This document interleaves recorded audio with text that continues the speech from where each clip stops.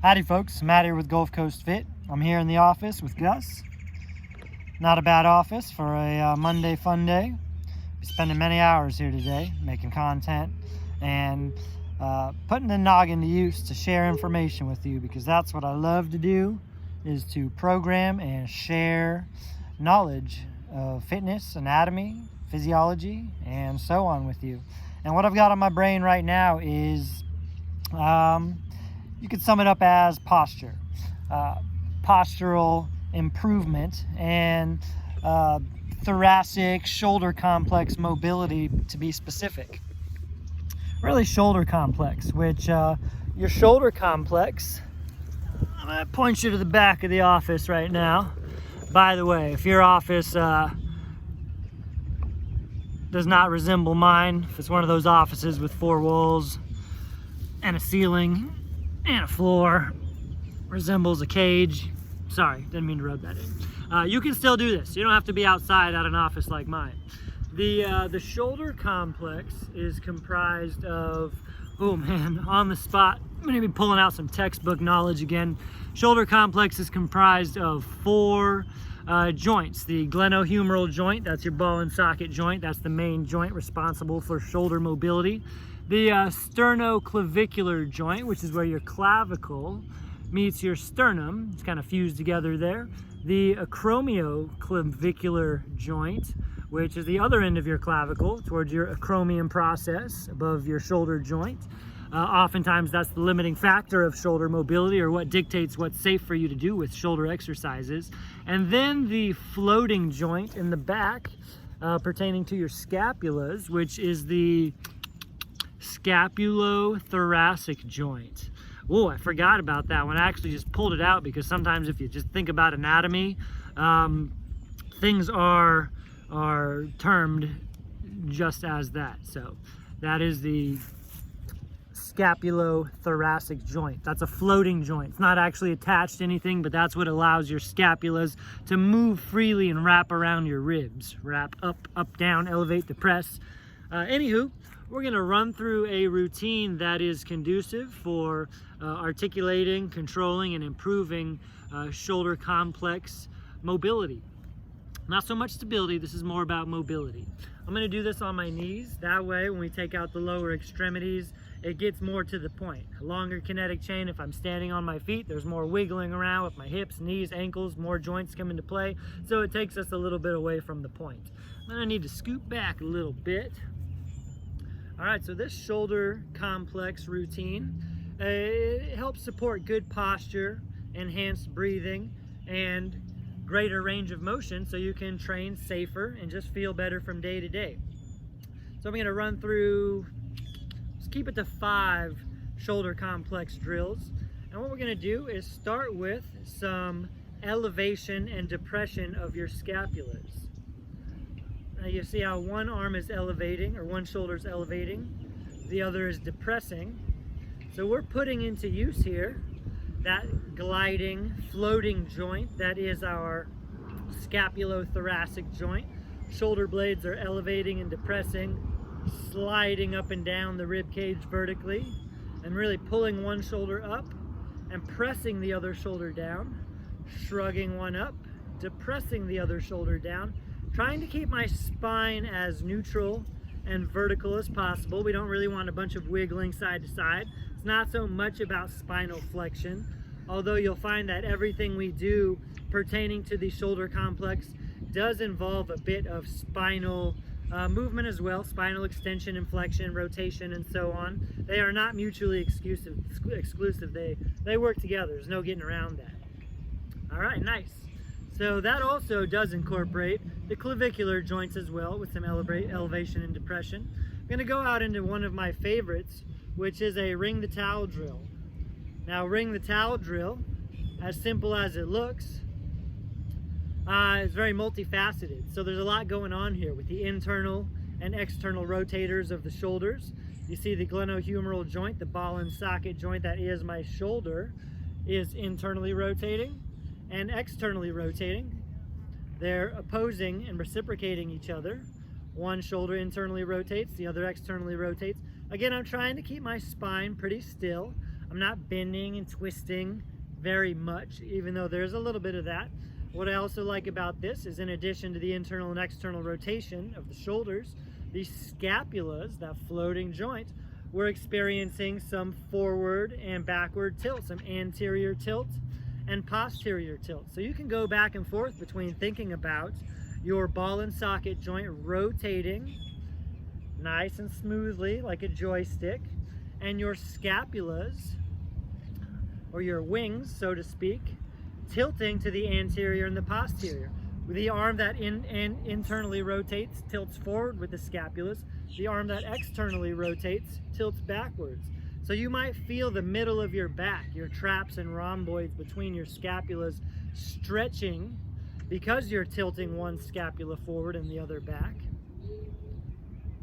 We want to make sure that we're not just twisting the arms, we're internally and externally rotating from the shoulder joint, and that our scapulas are also tilting anteriorly and posteriorly. Wonderful. Next thing I'm going to go into is another one that might be familiar to you because I do them a lot.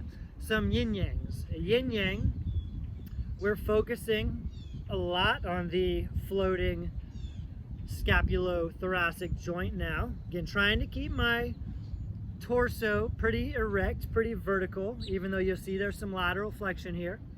Now there are times where I might say, or I might intentionally do a lot of lateral flexion to stretch all the way down to the hip, side trunk, obliques, but we're focusing on the scapulas and the upper body postural aspect of things here. And what we're doing here is focusing on scapular upward and downward rotation. One's rotating upward while the other scapula rotates downward. So this arm overhead, that scapula, my right side, is rotating upward, kind of bringing the bottom of my scapula up towards the sky. And the arm that comes downward and internally rotates, which is my right arm again now, I'm tucking my scapula downward, rotating downward. So I like to picture my scapulas following my hands. So my hand's coming up, that scapula behind me comes up and over. So we're not concerned so much about what your hands are doing, we're concerned more about what your scapulas are doing. And the scapulas are following the hands.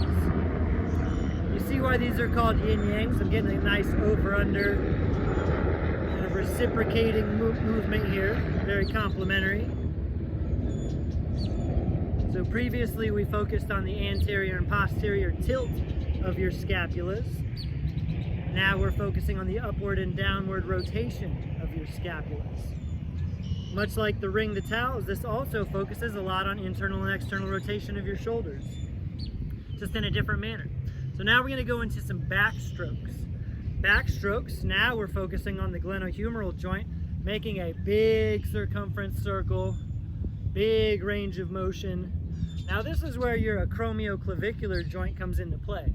How much you can bring your arm up and behind you is really dictated in part by your acromion process on your shoulder.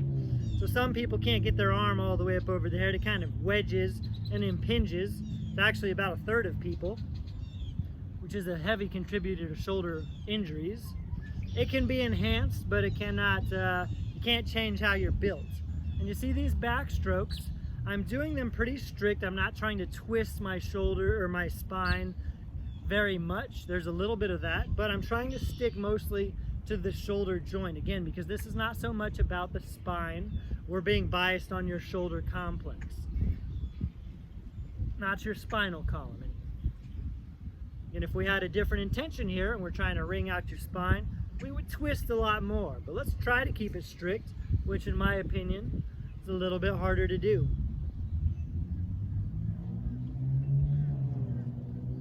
I'm gonna get 4 more. I'm gonna slow these down a little bit. A lot of elevation of the scapulas, then it depresses when it comes down and around. Elevate the scapula, depress down and around. 2 more.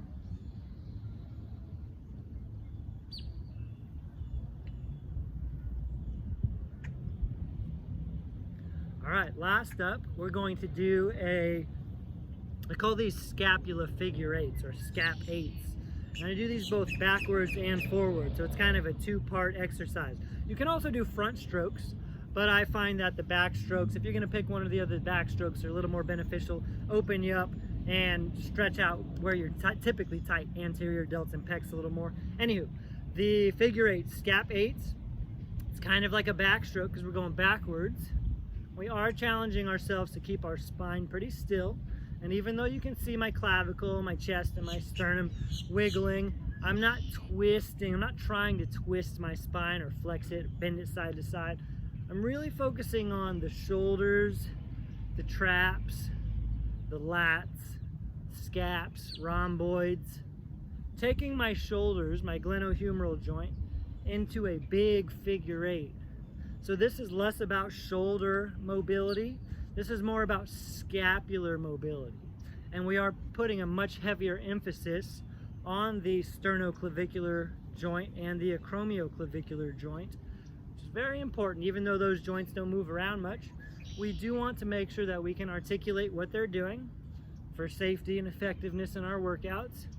Definitely affects everything from a pull-up to an overhead press to a push-up to a row. Even things like squats where you need to pack the bar in tight, front or back loaded. Let's reverse these. So you see how my shoulders are making kind of a figure eight.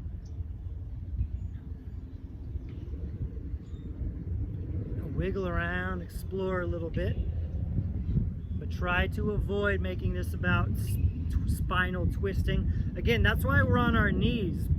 That way we take a little bit of that kinetic chain out of the picture, and we put more of an emphasis and we isolate what's going on in our shoulder complex. Lots of use of the floating joint again. Here we're getting a lot of protraction and retraction of the shoulder blades, the scapulas. We get that on the back strokes as well.